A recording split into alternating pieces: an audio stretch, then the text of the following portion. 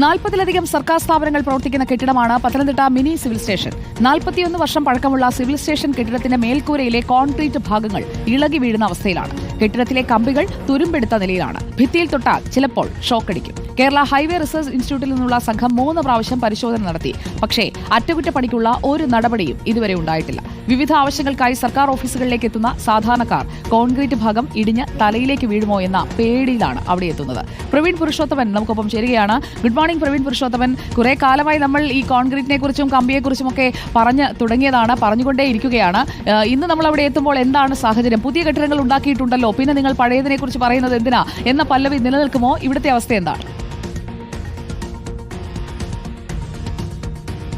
Good morning Sujaya. ഞാനിപ്പോൾ നിൽക്കുന്നത് Pathanamthitta mini civil station പരിസരത്താണ്. നമുക്കിപ്പോൾ ഈ 5 നില കെട്ടിടം കാണാൻ സാധിക്കും. 5 നില കെട്ടിടത്തിന്റെ പ്രധാനപ്പെട്ട ഭാഗങ്ങളിലെല്ലാം തകർച്ച നേരിട്ടിട്ടുണ്ട്.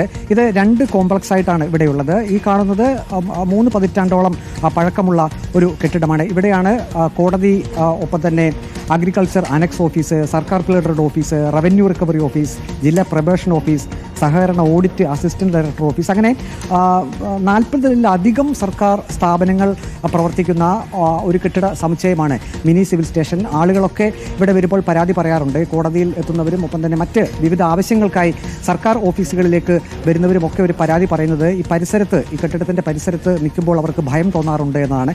കാരണം 3 പതിറ്റാണ്ടോളം പഴക്കമുള്ള കെട്ടിടത്തിൻ്റെ പല ഭാഗങ്ങളിലും കമ്പികളൊക്കെ തെളിഞ്ഞ നിലയിലാണ്. കോൺക്രീറ്റ് പാളികളൊക്കെ ഏത് നിമിഷവും ഇടിഞ്ഞ് വീഴാവുന്ന അവസ്ഥയിലാണ്. ഞാനിപ്പോൾ മറ്റൊരു ദൃശ്യം കൂടി കാണിച്ചു തരാം. ഇത് പ്രധാനപ്പെട്ട കോടതി സമുച്ചയത്തിൻ്റെ ഒരു ഇടനാഴിയാണ്. ഈ ഇടനാഴിയിലെ ഏകദേശം ഒരു 6 അടിയോളം പൊക്കത്തിൽ ഇവിടെ നമുക്ക് ഒരു ദൃശ്യം കാണിച്ചു തരാം. ഇത് ആളുകളൊക്കെ, കോടതിയിലൊക്കെ വരുന്ന ആളുകൾ നിൽക്കുന്ന സ്ഥലമാണ്. ഇവിടെ കണ്ടില്ലേ, കമ്പി അത്രമാത്രം തെളിഞ്ഞ് നിൽക്കുകയാണ്. ഇവിടെ നിൽക്കുന്ന ആളുകളുടെ തലയിലൊക്കെ ഇത് വീഴാനുള്ള ഒരു സാധ്യതയുണ്ട്. ആ ദൃശ്യം നമുക്ക് കൂടുതൽ അടുത്ത് കാണുമ്പോൾ നമുക്ക് മനസ്സിലാക്കാൻ സാധിക്കും. ആ ഒരു ഭിത്തിയുടെ അവസ്ഥയാണിത്. ഇതിൽ നമ്മൾ തൊടുന്നില്ല. ഒരുപക്ഷെ തൊട്ട് കഴിഞ്ഞാൽ ഇത് താഴെ വിടാനുള്ള സാധ്യതയുണ്ട്. ആൾക്കാരൊക്കെ ഇവിടെ വന്ന് നിൽക്കുന്നതാണ്.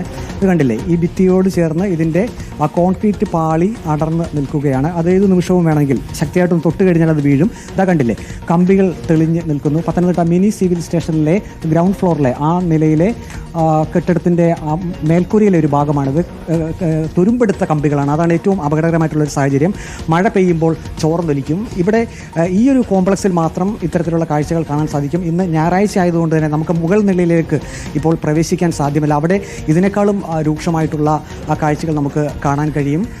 ഇത് വിവിധ പഠനങ്ങളൊക്കെ ഇത് സംബന്ധിച്ച് നടത്തിയിട്ടുണ്ട്. കേരള ഹൈവേ റിസർച്ച് ഇൻസ്റ്റിറ്റ്യൂട്ട് 2021-ലും 2022-ലും 2023-ലും ഇവിടെ വന്ന് ഇതിൻ്റെ ബലക്ഷയം ഒപ്പം തന്നെ ബാക്കി കാര്യങ്ങളൊക്കെ ഒരു പഠനത്തിന് വിധേയമാക്കി. പക്ഷേ നാളുകൾ കഴിഞ്ഞിട്ടും ഇതിൻ്റെ അറ്റകുറ്റപ്പണി ഇവിടെയൊക്കെ വേണമെങ്കിൽ സർക്കാരിന് ഫണ്ട് വെച്ച് ഇതൊക്കെ മെയിൻ്റെനൻസ് ചെയ്യാവുന്നതേ ഉള്ളൂ. പക്ഷെ അതൊന്നും ചെയ്യുന്നില്ല. ഇന്ന് ഞായറാഴ്ച ആയതുകൊണ്ടാണ് ഇവിടെ വിജനമായി കിടക്കുന്നത്. ഒരു പക്ഷേ പ്രവൃത്തി ദിവസമായിരുന്നുവെങ്കിൽ ഈ വരാന്തയിലെല്ലാം, നമ്മളിപ്പോൾ ഈ ദൃശ്യം കാണുന്ന ഈ സ്ഥലത്തെല്ലാം ആളുകൾ നിൽക്കുന്ന അവസ്ഥയാണ്. ഇപ്പോൾ പൊതുപ്രവർത്തകനായിട്ടുള്ള മുൻ നഗരസഭ അധ്യക്ഷൻ കൂടിയായിട്ടുള്ള സുരേഷ് കുമാറുണ്ട്. നിങ്ങളുടെ സമയത്തൊക്കെ, അങ്ങ് ഭരണം നടത്തിയിരുന്ന സമയത്തൊക്കെ ഇങ്ങനെ ഉണ്ടായിരുന്നല്ലോ? ഇല്ല, അന്നൊക്കെ ഇതിനൊക്കെ ഇത്രയും വലിയ വിഷയങ്ങളില്ലായിരുന്നു.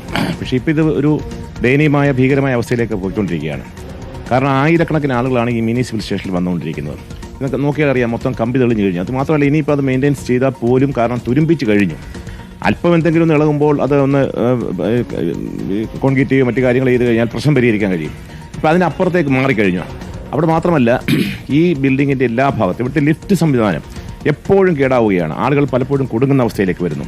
ഇവിടുത്തെ പൊതുമരാമത്ത് വകുപ്പ് ബിൽഡിംഗ് ഡിവിഷന് ഇതൊന്നും നോക്കാൻ, അവരുടെ ബിൽഡിംഗ് ഇവിടെയാണ് ഇരിക്കുന്നത്. അതാണ് ഏറ്റവും വലിയ രസകരമായ കാര്യം. പൊതുമരാമത്ത് വിഭാഗത്തിൻ്റെ ബിൽഡിംഗ് വിഭാഗം 2ാമത്തെ നിലയിൽ ഇവിടെ പ്രവർത്തിക്കുകയാണ്.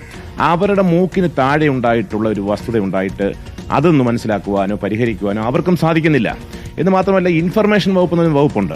ആ വകുപ്പ് ഇത്തരത്തിലുള്ള കാര്യങ്ങൾ, മാധ്യമങ്ങളിൽ കൂടി വരുന്ന വാർത്തകൾ അത് ബന്ധപ്പെട്ട അധികാരികളെ അറിയിക്കുകയും പരിഹാരം കണ്ടെത്തുകയും പണ്ട് ചെയ്യുമായിരുന്നു. ഇപ്പോൾ ഇൻഫർമേഷൻ വകുപ്പ് എന്ന് പറയുന്ന വകുപ്പ് വെറുതെ നോക്കൂത്തിയായിരിക്കുകയാണ്. മന്ത്രിമാർക്ക് പ്രസ്താവന എഴുതി കൊടുക്കുന്ന വകുപ്പായി മാറിയിരിക്കുകയാണ്. അങ്ങനെ തികച്ചും അനാസ്ഥയായ അധികാരികളും മന്ത്രിമാരും എല്ലാം ചേർന്ന് ഒരു അനാസ്ഥയുടെ രൂപമായിട്ട് ഈ മിനി സിവിൽ സ്റ്റേഷൻ മാറിക്കഴിഞ്ഞിരിക്കുകയാണ്. സുജയ്, മിനി സിവിൽ സ്റ്റേഷനിലെ ഈ ഭാഗത്ത്, അതായത് ഇപ്പോൾ നാം കണ്ടിരിക്കുന്ന ഈ ബലക്ഷയമുള്ള ഭാഗങ്ങളിലൊക്കെ അറ്റകുറ്റപ്പണികൾ നടത്തണമെന്ന ആവശ്യം തന്നെയാണ് പൊതുജനങ്ങളുടെ ഭാഗത്തു നിന്ന് ഉണ്ടാകുന്നത്. നമുക്ക് ഇവിടെയും നമുക്ക് കാണാൻ സാധിക്കും, ഈ ഭാഗത്തൊക്കെ ഇതാ കണ്ടില്ലേ, അതിൻ്റെയൊക്കെ ഒരു അവസ്ഥ ഇതാണ്. ലിഫ്റ്റ് പ്രവർത്തിക്കുന്ന ഇടമാണെങ്കിൽ അത് പഴയ കെട്ടിടത്തിലാണ് ലിഫ്റ്റ് സ്ഥാപിച്ചിരിക്കുന്നത്.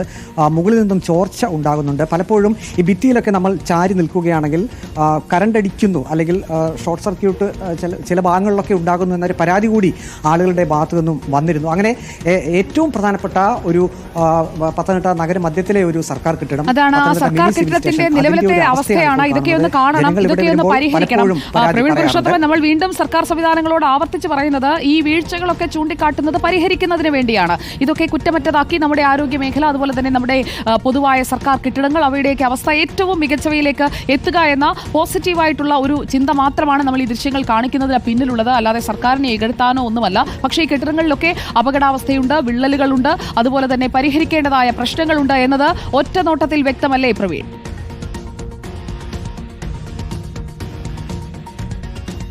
അതെ സുജിയ, നാം എപ്പോഴും ഇങ്ങനെയുള്ള കാര്യങ്ങൾ റിപ്പോർട്ട് ചെയ്യുന്നത് അത് സാധാരണ ആളുകൾക്ക് വേണ്ടിയാണ്. കാരണം നമ്മൾ നിൽക്കുന്ന ഇതേ സ്ഥലത്ത് നീതി തേടിയും ഒപ്പം തന്നെ മറ്റ് സർക്കാർ ഓഫീസുകളിലുമൊക്കെ ആളുകൾ വരുന്ന സ്ഥലമാണ്. അവിടെ ചിലപ്പോൾ അമ്മമാരൊക്കെ കുട്ടികളെയും കൊണ്ടൊക്കെ വരാനുള്ള സാധ്യതയുണ്ട്. കുട്ടികളൊക്കെ ഈ ഭാഗത്തൊക്കെ നിൽക്കുമ്പോൾ നമുക്ക് കാണാം, ഞാൻ നേരത്തെ സൂചിപ്പിച്ചതുപോലെ തന്നെ ഈ ദൃശ്യങ്ങൾ ഒക്കെ കാണുമ്പോൾ അത് ഉത്തരവാദിത്തപ്പെട്ടവർ അത് മനസ്സിലാക്കണം. എന്തുകൊണ്ടാണ് നമ്മൾ ഇത്ര ഗൗരവമായി വിഷയങ്ങൾ എടുക്കുന്നത് എന്നുള്ളത്.